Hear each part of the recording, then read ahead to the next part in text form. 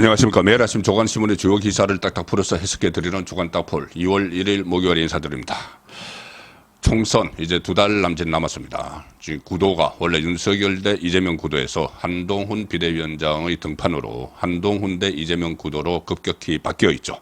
자, 그래서 두 사람의 개인기 대결이 총선 초반의 흐름을 좌우하고 있는데, 그렇다면 두 사람에 대한 국민의 지지도가 총선에 상당한 영향을 미치겠죠. 자, 오늘 세계일보 창간 35주년 여론조사부터 소개해드리겠습니다. 한동훈, 이재명 수도권 서도 지지율 비슷. 한동훈 60대 이상 영남, 이재명은 40대 호남, 우세, 31%는 관망, 이준석, 이낙연은 각각 3%. 윤 대통령에 대한 부정평가 응답자 중에 9%는 한동훈은 지지한다. 답변. 자, 이 윤석열 대통령에 대해서는 지지하지 않지만 그 지지하지 않는다고 대답한 사람들 중에 10명 중에 1명 정도는 그래도 한동훈은 지지한다. 이렇게 답변을 했다는 내용입니다. 세계일보 창간 35주년 여론조사인데 아예 질문 자체가 자기 지도자 이런 것이 아니고 장래 대통령감으로 누가 좋다고 생각하느냐 이 물음입니다. 주관식인데 그러니까는 그 후보들을 예시하지 않고 생각나는 대로 대답을 하는 것이죠. 한동훈, 이재명 동료를 기록했습니다. 장래 대통령감 각각 26% 동료를 기록했습니다. 26대 26. 중요한 것은 이 지역이죠. 지역이 이 갱기 대결이라고 제가 말씀을 드렸기 때문에 이 사람들이 두 사람이 어느 지역에서 더 많은 지지를 받고 있느냐에 따라서 이거 총선에도 그대로 좀 어느 정도 영향을 미칠 수가 있습니다. 서울에서 이재명 24대 한동훈 23, 오차범위 안에 있죠. 서울은 그 전에 상당히 위험하다는 그런 통계 결과가 계속 나왔지만은 한동훈 등판 이후로 서울이 분위기가 변하고 있습니다. 인천, 경기 원래 이재명이 우세한 데죠. 인천, 계양 어디 지역구고 경기 도지사를 지냈기 때문에 여기서는 이재명 30, 한동훈 27, 이 역시 오차범위 안에 있습니다.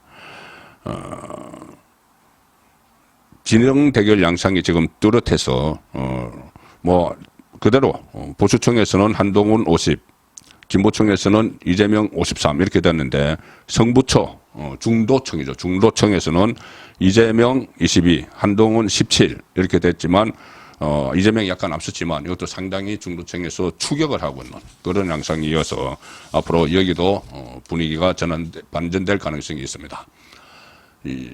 그렇지만 이 장래 지도자가 없다. 응답이 23, 모름, 응답 거절이 8%.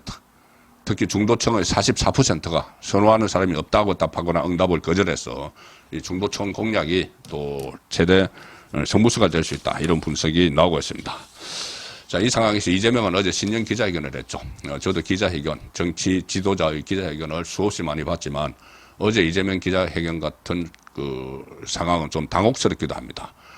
기본 정책 몇 가지는 내놨지만은 대부분 윤석열 정부에 대한 정오, 적개심을 표출하는 데 사용을 했고, 특히 일문일답에서 기자들이 질문을 핵심은 빠뜨리고 다 했습니다.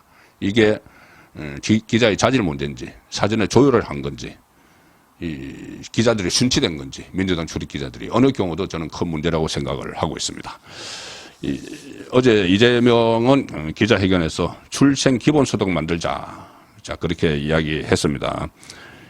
그런데 이 출생 기본소득을 하는데 연간 28조 원이 필요하다고 했는데 재원 마련은 어떻게 할 것인가 여기서는 추후 생각하겠다.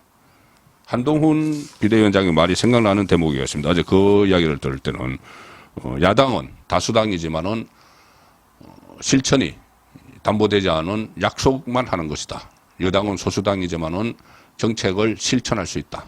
자, 야당 대표가 연간 28조 들어가는 정책을 내놓으면서 재원 조달 방안은 밝히지 못한 것이 야당의 한계죠.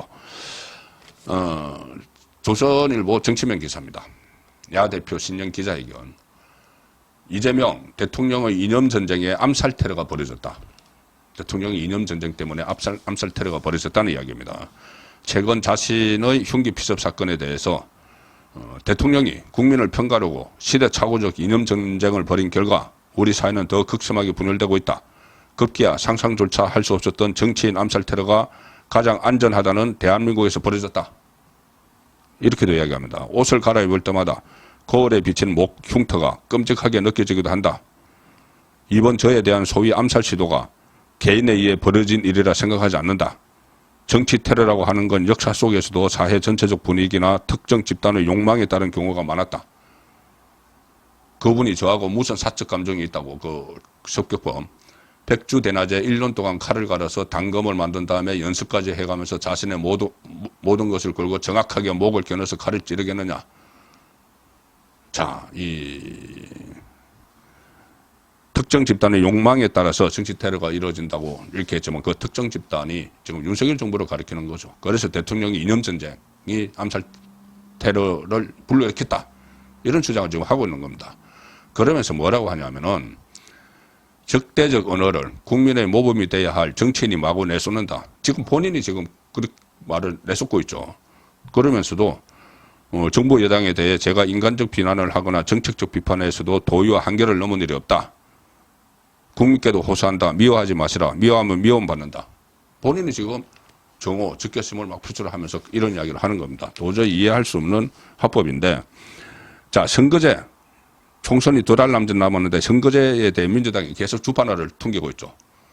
준연동형을 유지할 거냐, 병립형으로 돌아갈 거냐, 어느 게 유리할까, 주판화를 퉁기는데 여기에 대해 질문이 나왔는데 선거제 관련 질문에 뚜렷한 답을 하지 않았습니다.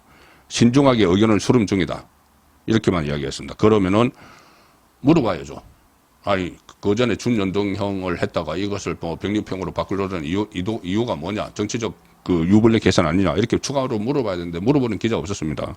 거기다가 일문일답이 완전히 맥이 빠졌는데 진작 물어야 할 것은 묻지 않고 그 아주 원론적인 질문만 했습니다. 제가 쭉 살펴보니까 예를 들어서 뭐 한동훈의 자격 공천에 대한 입장이 뭐냐, 대표 1년에서 가장 큰 성과가 뭐냐, 양극화 정치 끝내기 보관이 있느냐, 통합선대위로 갈 것이냐, 민주당 내부 통합은 어떻게 할 것이냐, 중도 표심 공약은 뭐냐, 출생 기본소득 구체적 내용을 말해달라. 뭐 이런 질문도 해야 되지만 가장 핵심적인 건 어제는 그런 거죠. 본인이 이렇게 흉기 테러 막 어쩌고 하는데 그러면은 헬기 특혜 의혹에 대해서 입장이 뭐냐, 닥터 헬기. 그리고 부산대 패싱으로 전국 거의 지자체 의사들이 들고 일어났는데 여기에 대해서 한마디도 지금 이재명은 안 하고 있습니다. 거기에 대한 입장을 물어야죠. 그리고 주 3회 재판으로 당무의 차질을 빚고 있는데 뭐 그런 부분도 물어야 되고, 또 이낙연 조홍천 그룹 탈당한 데 대해서도 질문을 강하게 해야 되는데, 송곳 질문을 해야 되는데 전혀 그런 것이 없었던 기자회견이었습니다. 어제 제가 설명드렸지만 이재명 개항 어뢰 일단 나간다고 면접까지 했죠. 그렇지만 나중에 선거제 바꾸고 나서 또 비례대표 한다고 도망갈 수도 있습니다. 그 상황에서 원희룡 국민의힘 전 국토부 장관은 공천 서류를 접수를 했습니다. 자, 아사투데이 산명 기사입니다. 이재명도 면접 마친 야, 원희룡 공천 서류 접수한 여. 이래서 본격적으로 31일 공천 심사 면접 본 이재명, 공천 서류 접수한 자객 원희룡.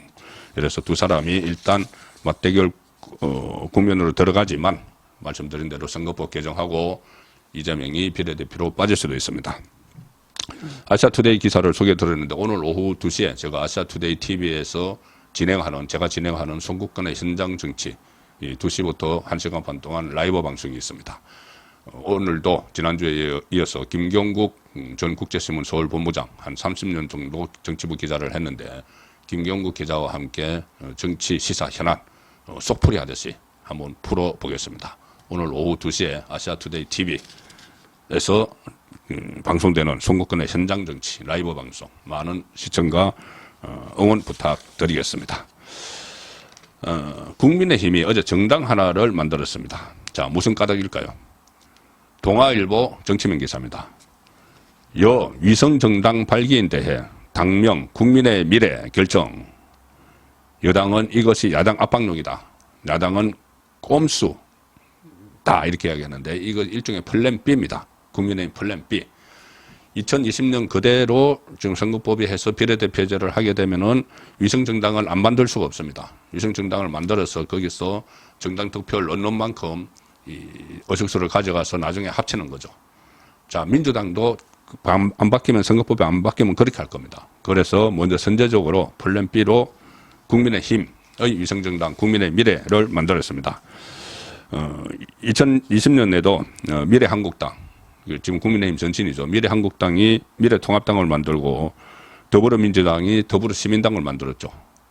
그리고 그때 이 좌파에서는 송혜원과 정봉주가 열린민주당 이것도 만들었습니다. 여기서 최강욱, 김의겸이 등장을 했죠.